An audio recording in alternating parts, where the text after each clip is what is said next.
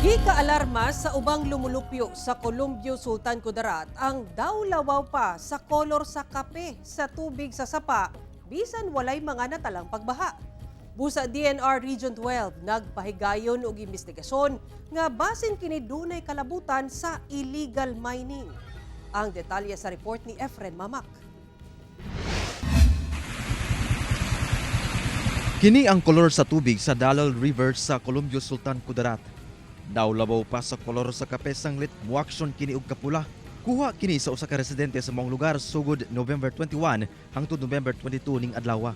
Matud sa nag-upload, natingala kuno siya sa kolor sa maong tubig sa sapa sanglit di kuno kini ang natural nga kolor sa tubig bisan dunay mga pagbaha. Magbaha kasi dyan, maganda yung tubig. Pero yun, walang ulan na notice sa taas. Tapos yung tubig, maamoy lutak talaga siya. Amoy lupa talaga siya. Butang nga gika-alarma sa mga residente ug nabalaka sa epekto niini sa mga isda ug sa katawhan.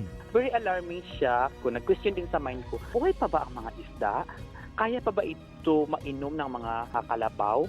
Kaya pa ba ito liguan? Sumala sa Community Environment and Natural Resources sa Takurong City, Sultan Kudarat, epekto matud pa sa giingong tenements ang discoloration sa mong tubig. Usa matud pa sa gisuspetsahan, mao ang pagmina. Pag sinabi natin kasi tenements yan, possible mayroong mga exploration. Pero as of now, wala pang resulta kasi nagpakuha kami ng mga laboratory dyan, samples ng river. Kasi every rainy season yan, ganyan talaga ang itsura niya. Pero ang suspect talaga yung mining. Gidugang sa sentro ang Dalal River, usa ka watershed area sa Columbio Municipality.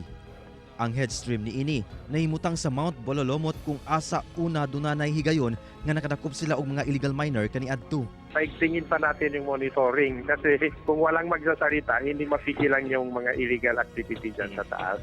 Efren Mamak, 1 Mindanao.